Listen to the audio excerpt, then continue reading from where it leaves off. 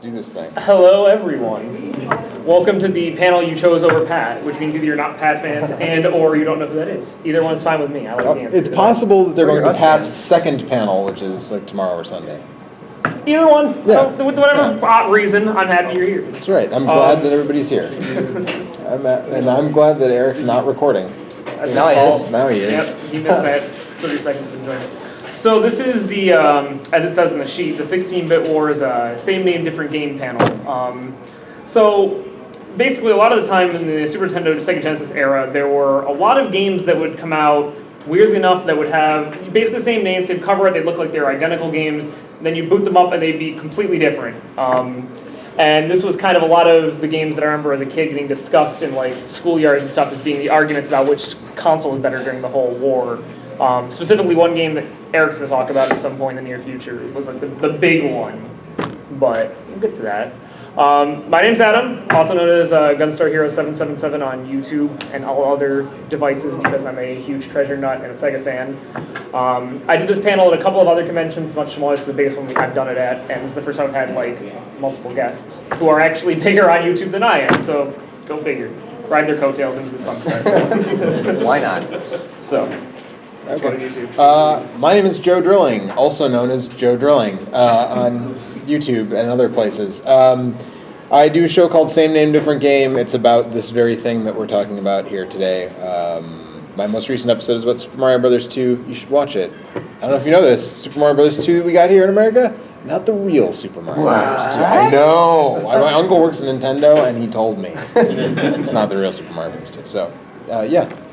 I did an episode with Eric once. That happened. That did. Oh, we did, Eric. I am Eric of that episode that did it with Joe. Eric GryeDor. I do a show Game vs. Game that sort of ripped off Same Name, Different Game and Console Wars and all that sort of jazz. We're both in the new episode of Console Wars. Just went up. That's true. Just went up. Cameo. Yeah. Happened. And I'm completely off the grid from these two. Yeah, why are you here? So one with the panel space. This is going to be like That's a very Manifest true. Destiny takeover at some point in the near future. But anyway, so instead of like giving you too much lecture stuff, let's just talk about some games that did exactly what we're talking about. So this is the first one.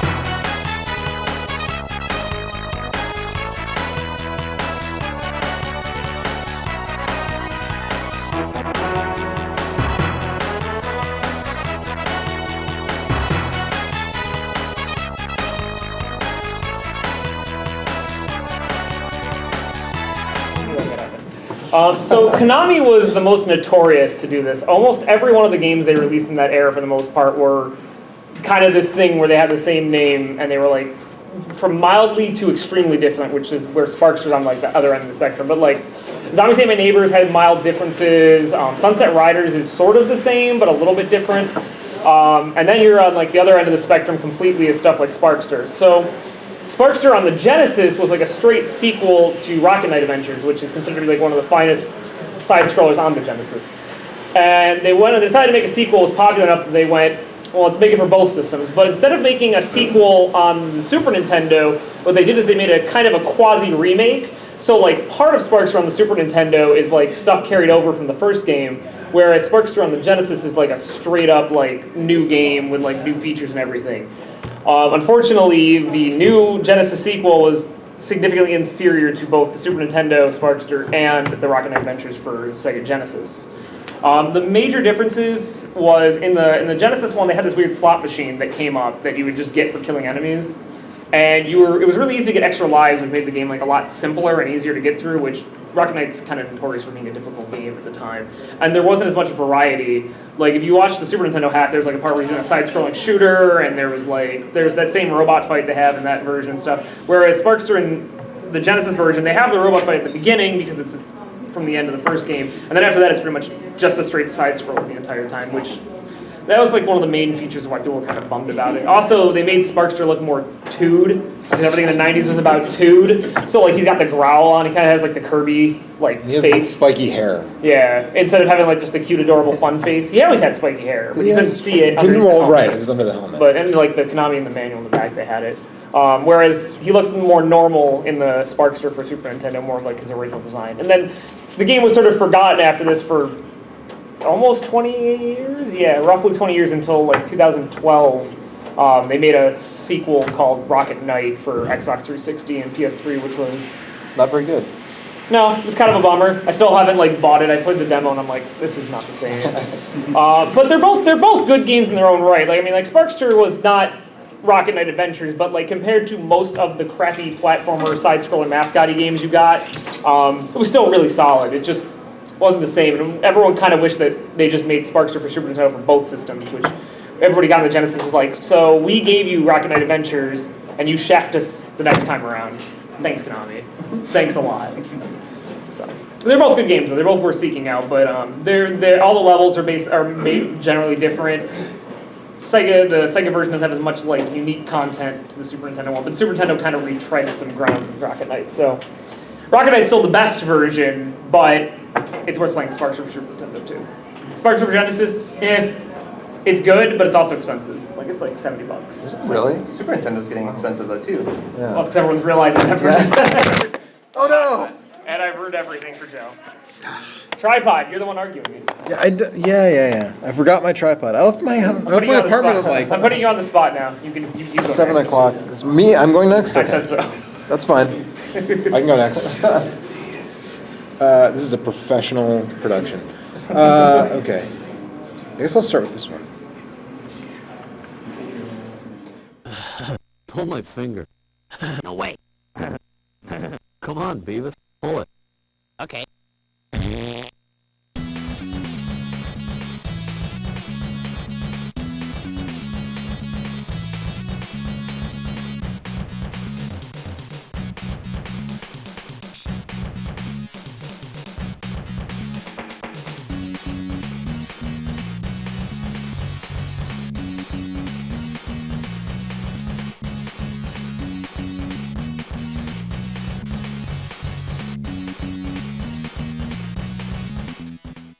This is gonna be cool.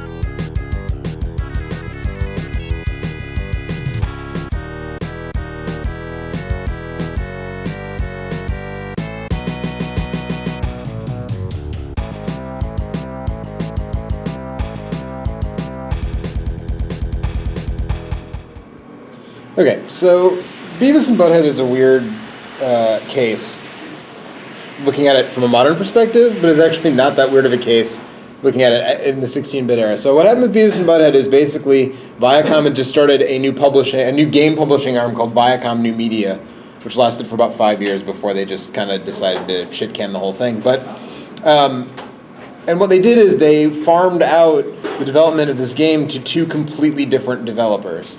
So they asked Real-Time Associates, who were like notorious shovelware manufacturers of that era, to do the Super Nintendo version, and Radical Entertainment, who most recently I think did the prototype for PS3 and 360. That was Radical Entertainment. They did the Genesis version.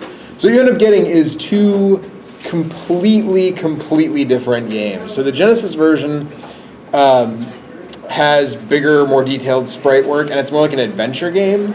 There are puzzle aspects of like, I sort of showed like an abbreviated version of like, you have to get this rat out of the dumpster, and you take the rat into the burger place, you put the rat in the french fries, you give the french fries to the guy, and then the guy vomits up a piece. So, I should explain. Both games have the same goal though, and the goal is to go see Guar. R.I.P. Odorous. So, right, yes. So your goal is to, in the Genesis version, is the tickets get chopped up in Mr. Anderson's riding lawnmower, and you have to go all over Highland and find them. And so it's all like adventure gamey puzzles to find all the ticket pieces. and get them all back. The Super Nintendo version is just like, here's 5 generic like platformer levels, go through them, and then when you do them all, you get to go to Siguar for whatever reason. And I don't know if anybody's seen, these are like, I did videos on this game a long time ago. I'm going to backtrack on some things I said then.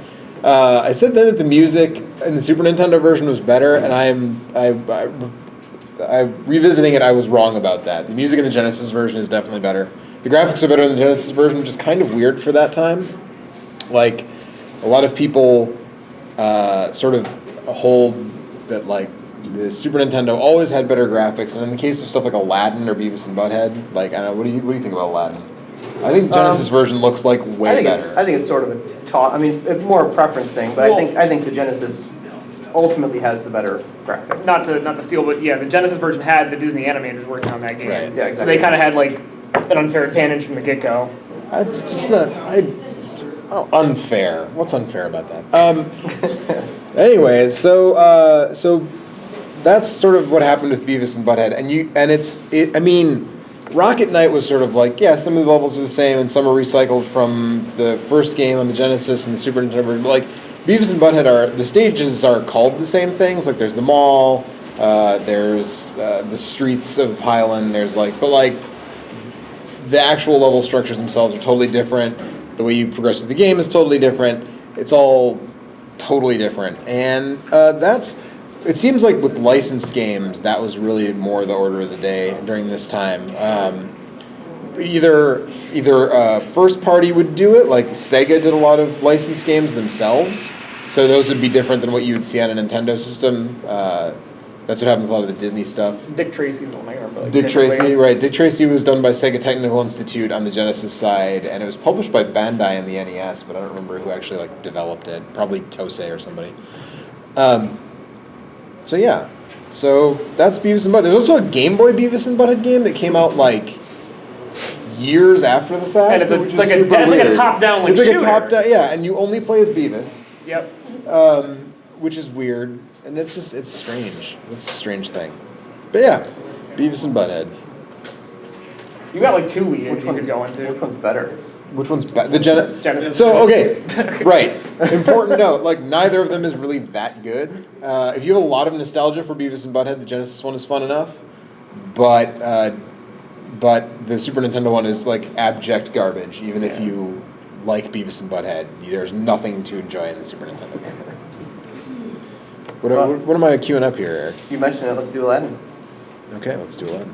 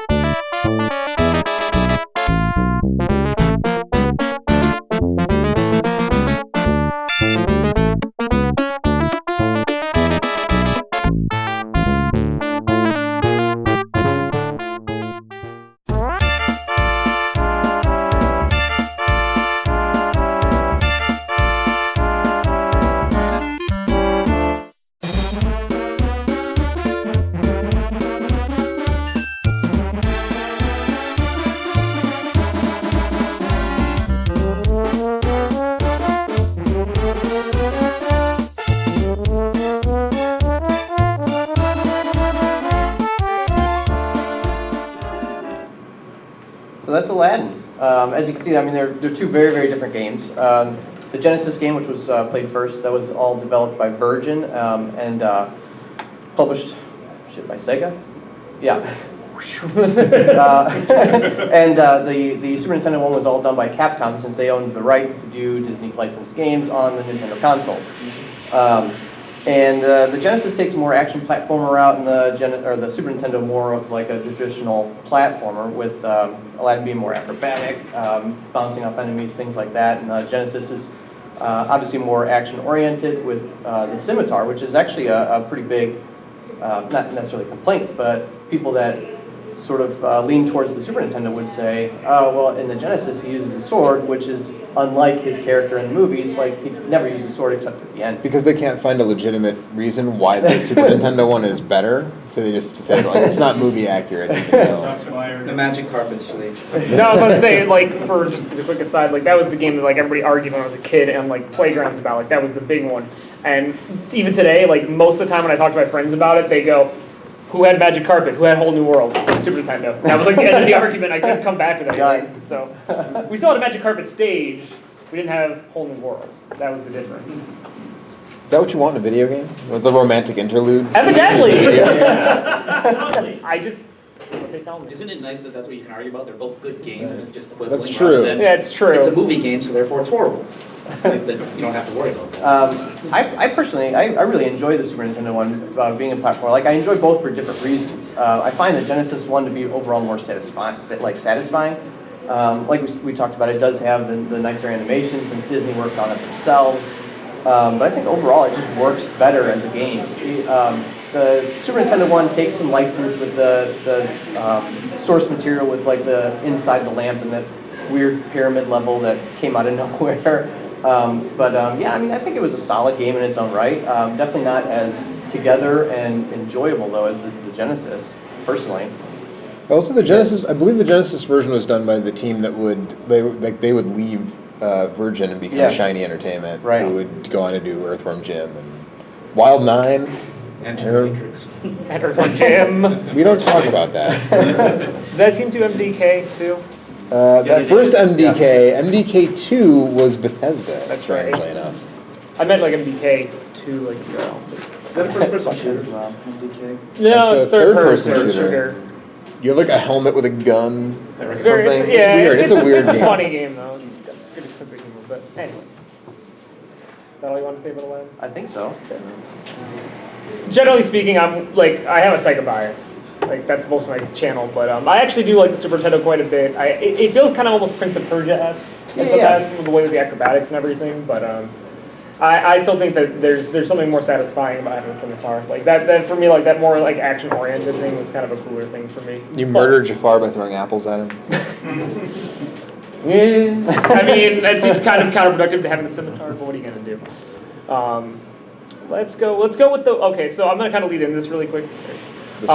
So there's one series that we're big fans of. They're actually here at this panel, which is, well, I'm speaking for myself. I'm speaking for you both. There's a show called GameSack, and they've done 2 episodes about this topic, even though these guys are doing way before them. They're cool. They're hip and underground. But GameSack still hasn't covered everything, and my goal was to come to here with at least one game they hadn't talked about on that, because I didn't want to just retread everything they've already said. So this game is one that they haven't talked about yet. And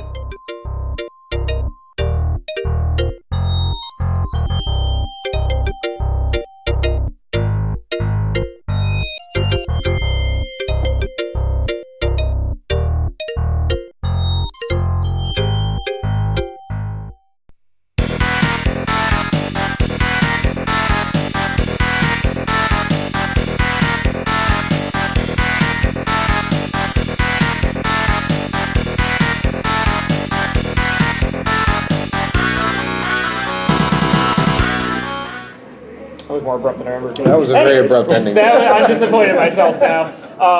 So Pirates of Darkwater was a weird case where it was 2 different teams. It was the same licensing deal where Sunsoft had the rights for Genesis and it was Konami had the rights for, because beat 'em up, of course it's Konami. Konami had the rights for Super Nintendo, and Konami's kind of known for doing licensed beat 'em ups, so they kind of just threw that one together. Because at the time those games came out, the show was almost wrapped. The show actually didn't get renewed. The show ended on a cliffhanger, so It needed to finish. yeah, it was a bummer. But the funnest thing for the last panel, because I knew a lot of people there wouldn't know the game or wouldn't know what was going on, I basically asked them straight up ahead of time. I said, so which one was the Genesis version, which one's Super Nintendo? And no one got it right.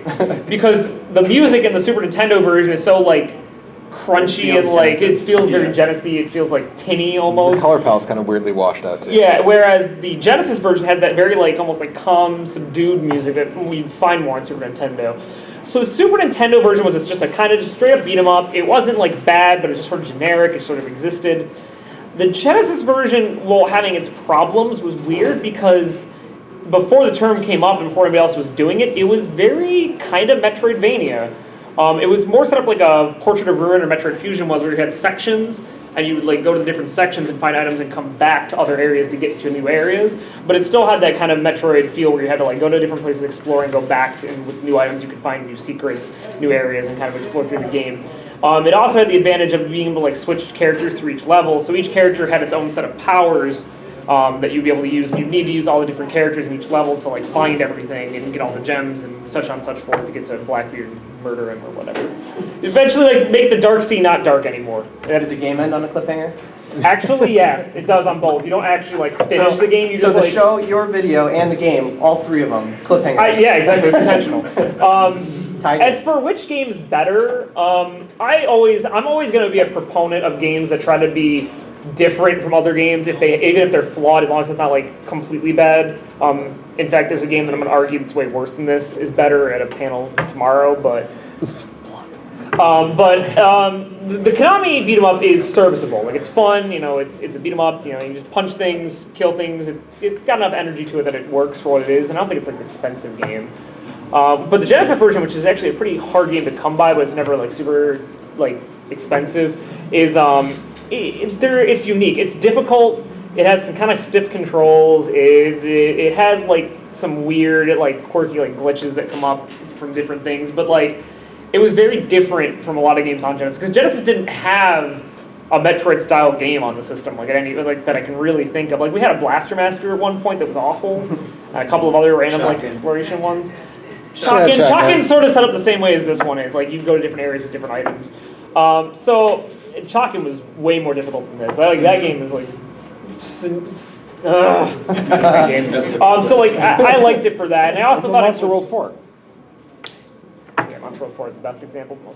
Well, at that point, everyone kind of knows what Monster World 4 is as far as Sega fans go. Monster World 4 is a game to check out. I have them at my booth. God, you're plugging everything. I know, it's going to be running. Shameless. But they're both worth checking out. Pirates, if you're a beat-em-up fan for Super Nintendo, it's not a bad beat-em-up. Genesis, if you're looking for like weird Genesis titles that nobody ever talks about that are kind of worth checking out, or like semi-decent licensed games, Genesis version's not bad. Or maybe a Genesis game that hasn't been re-released 7 million times by Sega themselves over and over and over again. It's good. It's just not great, but it's one of those games that I always remember fondly because I like the TV show quite a bit. So I remember like getting it from a rental store and stuff. And when I went to play the Super Nintendo version, I assumed it was gonna be like a better version of it, and I got to beat 'em up. I'm like, I should be more excited than I am, but I'm actually not. So it's kind of like Rival Turf. It's not really that special. Yeah, right. Okay, hang on a second. It's not as bad as Rival Turf, okay? Rival Turf is... I've heard of Rival Turf only because of the really awkward It's background. generic. Like, I've heard of It's- GameSet. Yeah, Rival Turf is the most... This is totally off topic. Rival Turf is the most generic beat-em-up, like, in the history of beat-em-ups.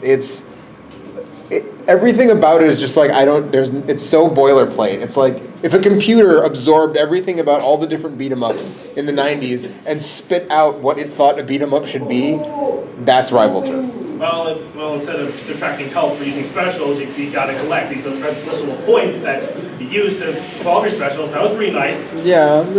it does have that weird code where you can change the enemy names. I like that. Yeah. It's like, I don't even know why. And put it that. might have the best cover art.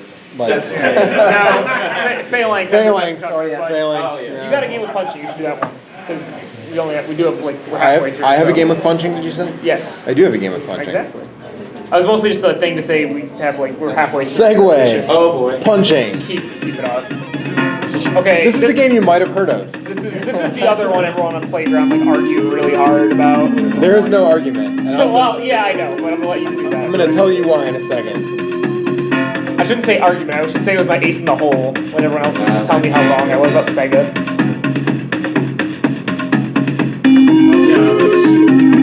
Your picture is soon kind of vanished because your parents will take that game away from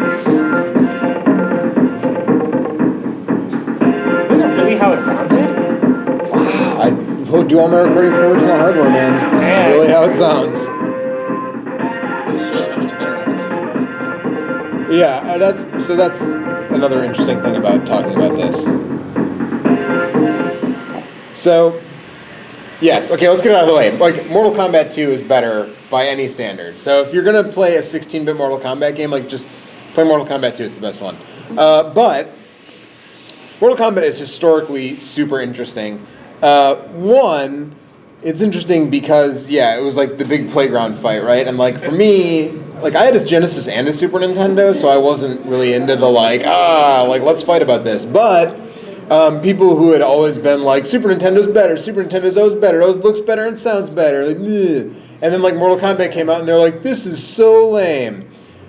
Because it was. Because part of the appeal of Mortal Kombat is that it's extraordinarily violent. And of course the Super Nintendo version they don't even use the word fatality. The word fatality is completely removed from the game. All of the blood is changed to sweat.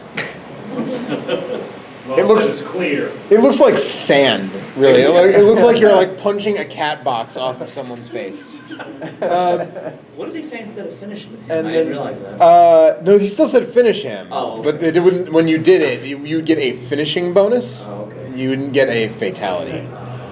And like some of them were really like Kano's was the same, but he didn't pull anything out. So he would like punch you in the chest and then pull his hand out, and that was like Johnny Cage would kick you in the chest and like they would just disappear the end of his foot into the chest and he'd pull it out. The one that I showed in the video is Sub-Zero's because it's actually like arguably the best Super Nintendo one. Is he freezes you and then breaks you, which has since become like a legit Sub-Zero fatality, but like with way more viscera upon the punching. But also, so this is like, so I do see a couple people who are like a little younger here. So like, this is the game that launched like a Senate hearing, I know.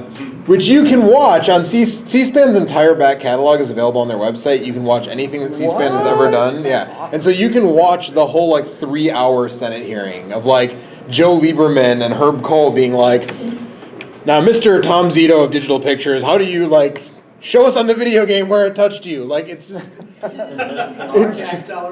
it's so absurd. And like Howard Lincoln is there with like a super scope and he's like, look at this bazooka. It's so less dangerous looking than this Justifier light gun. And then like Senator Lieberman's like, no, it looks like a bazooka. And he's like, well, but...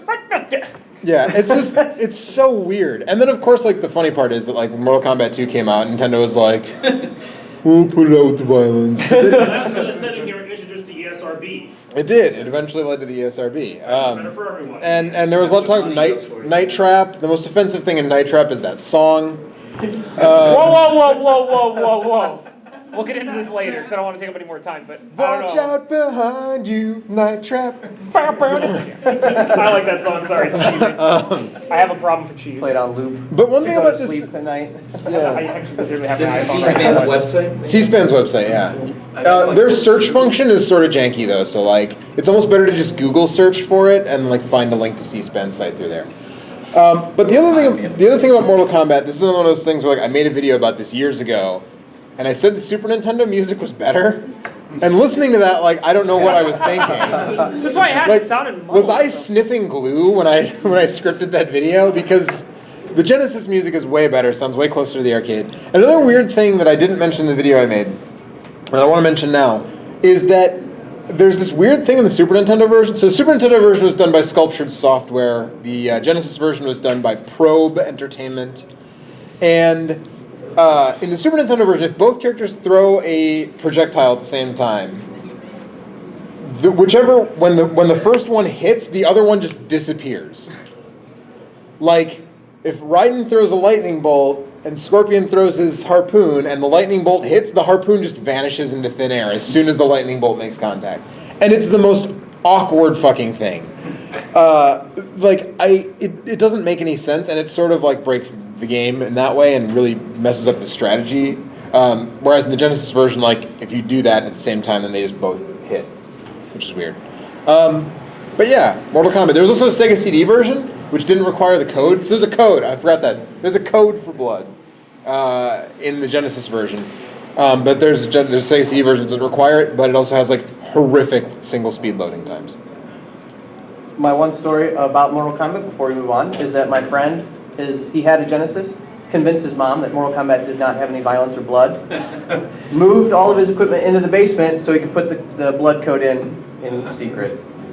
It's still a game about punching people in the face, even if there's no blood. So I don't know, like Mom, there's no violence. Hey. It's called Mortal Kombat. Like, whatever gets it to work, man. It worked. Apparently. And we played it in his basement. It reminds me of what someone once said. They said, like, oh, we don't need a rating system. I can tell how much violence is in a game just from the cover. You can tell that from, like, a picture of a dragon. It's like, no way. Insignia of a dragon. You know? No, you can't.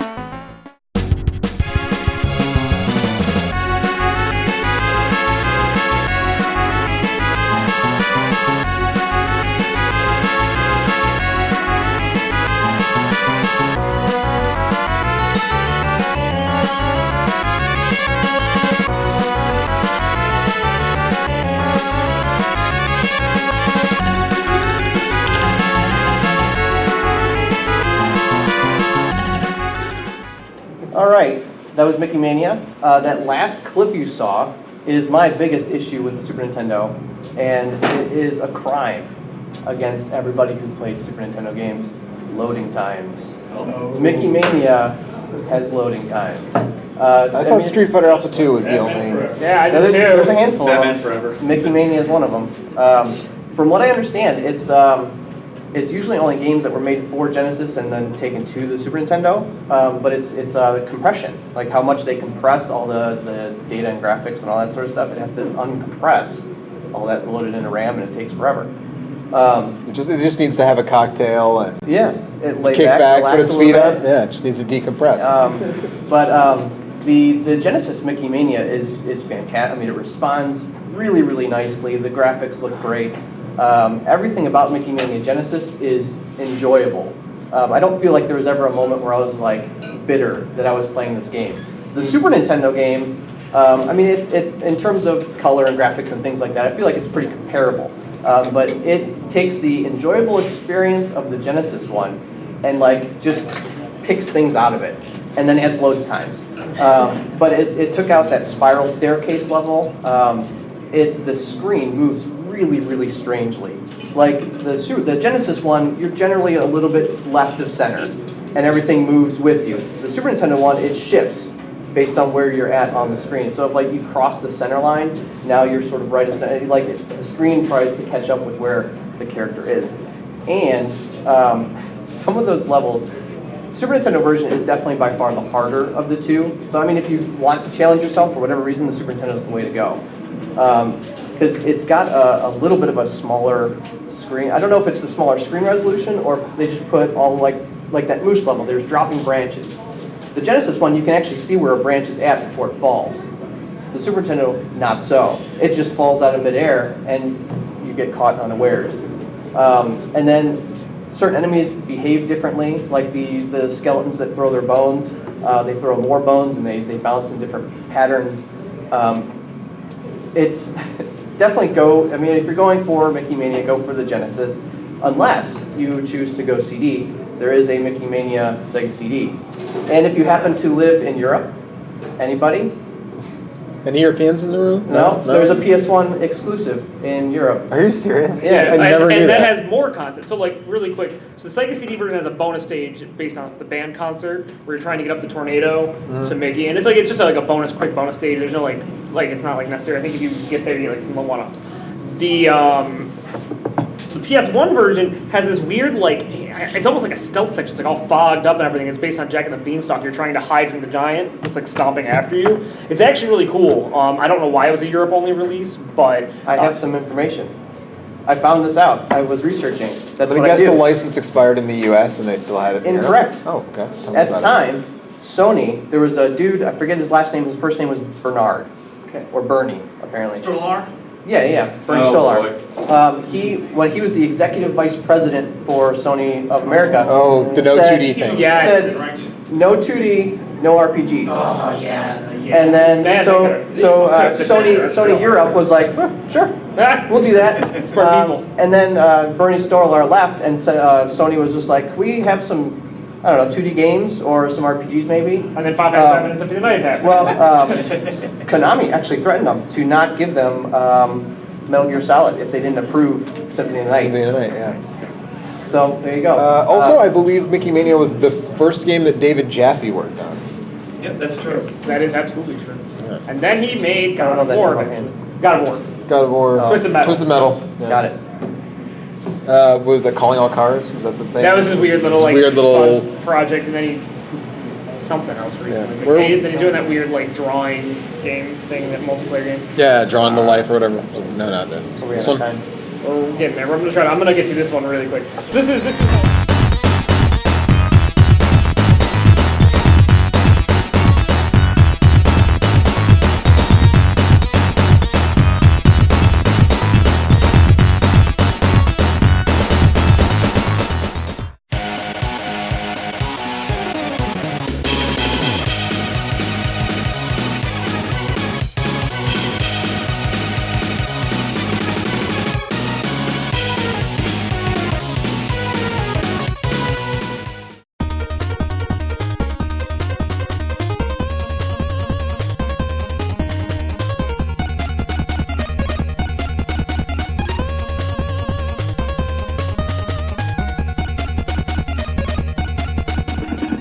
So Konami, not one to want to just take two games with the same name and make it really different. They did 3. Arguably, none of them is really good. A lot of people will defend the Super Nintendo version a bit, and I kind of get it. It has more normal it plays more like a normal fighting game. It has a normal 6-button layout, normal special moves, music's competent, decent amount of characters from the show that you play as. I get where that comes from, but it's not great. But it's serviceable for a fighting game of that era, especially a licensed one. It's fine. Yeah, that's what I'm saying. Serviceable, fine, it's all the same. The Genesis version, it's weird. So the Super Nintendo version was trying to emulate Street Fighter more.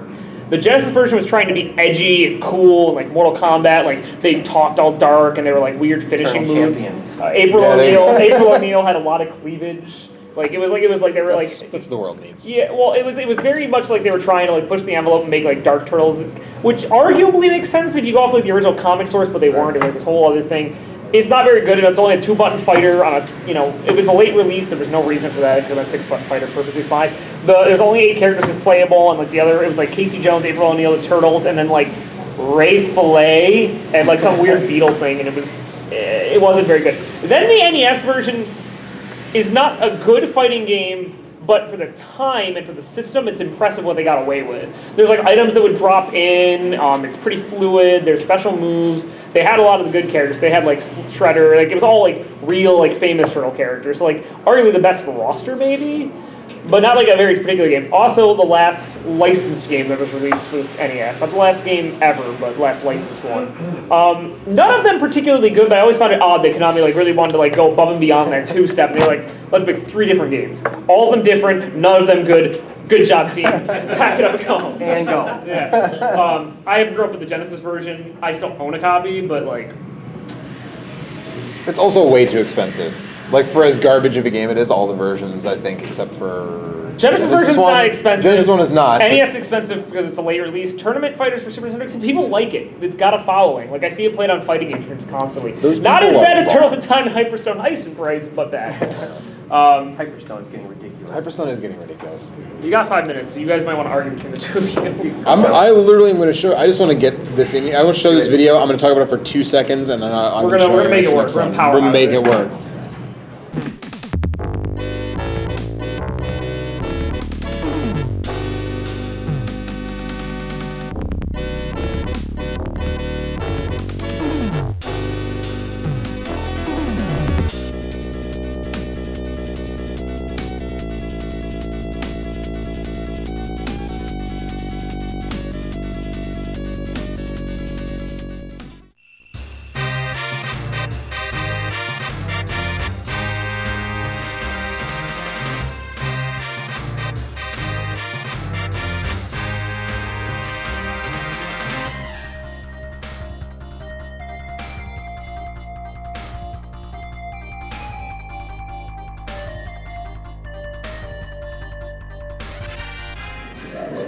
Okay, so the second game you saw is not a Super Nintendo game. It is a PC Engine CD game, or a TurboGrafx 16 CD game. And there is an American TurboGrafx version, but it costs like 5 times as much as the Japanese one. So that's the one that I have. Valis is a weird series. It's a sort of like middling side-scroller series. There's 4 official entries. We're not going to talk about Valis X. If you know that, don't Google Valis X without safe search on. Like, if you don't know what that is, yeah, it's porn. It's officially licensed Valis porn. But Valis is basically like a sort of a Super Sentai, sort of like Sailor Moon-ish kind of thing. Princess. Yeah. Design. And it's fun. The levels are actually totally different from the PC Engine version to the Genesis version. And I would say, though, that the Genesis version is better, which is weird because the PC Engine one is a CD-based game, but it's just a weird thing. And if you're into that sort of really, really, really Japanese kind of like side-scrolling action thing, you should check out any version you can get your hands on.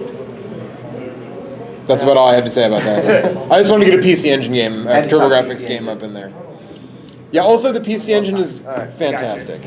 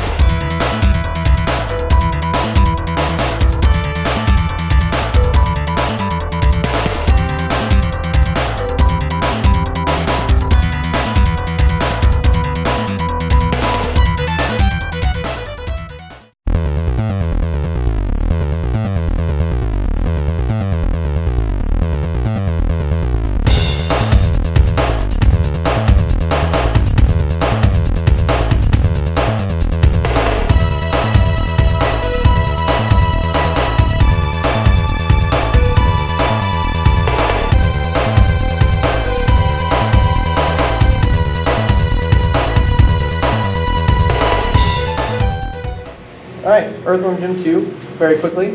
Follow-up to Earthworm Jim, surprise. Also developed by Shiny Entertainment, released by, published by Playmates Incorporated in Entertainment International, something like that. Earthworm Jim 2, it's kind of interesting. It has a lot of the same differences as the Genesis, or the first one did across Genesis and Super Nintendo. Like the Super Nintendo redid some backgrounds again and things like that. The Super Nintendo one, though, plays and sounds way, way nicer. And as an added bonus, you can make the cows talk. Like the Genesis one, it just gives you one well done. The Super Nintendo one, each one of the face buttons will give you a different pitched, so you get a high pitch, well done. It's magical. But the Super Nintendo one, definitely hands down is the winner. Which is weird because I feel like the Genesis version of the first one is. The Super Nintendo. I don't know if they just put Jim more is effort missing into stages. it, or Yes. yeah. But yeah, I don't know if they just put more effort into the Super Nintendo number 2. There is also a Sega Saturn version. Unfortunately, I've never played it. It's crazy expensive now. Someone in the show floor has it. I saw it. There you go. Throwing some money down. Yeah, I mean, it's fantastic. In terms of the first to the second one, it's a little bit more chopped up. Like, number 1 actually follows like a linear story. This one, it just feels like random things happen, which kind of actually works with their, Earthworm Jim's sense of humor. But Earthworm Jim 2, it's a pretty cool game on the Super Nintendo. It was fast. So that was everything we wanted to cover. Kind of rushed to the end. That's all right. If you want to check anything more like this kind of subject matter, again, the series GameSack has 2 episodes about this thing. It's like they're half an hour. They cover a lot of games that we didn't cover and a few that we did. There's also both of their series that cover this quite well. I don't. I just talk about Sega stuff. And I said, I use this panel as an excuse to defend Sega stuff.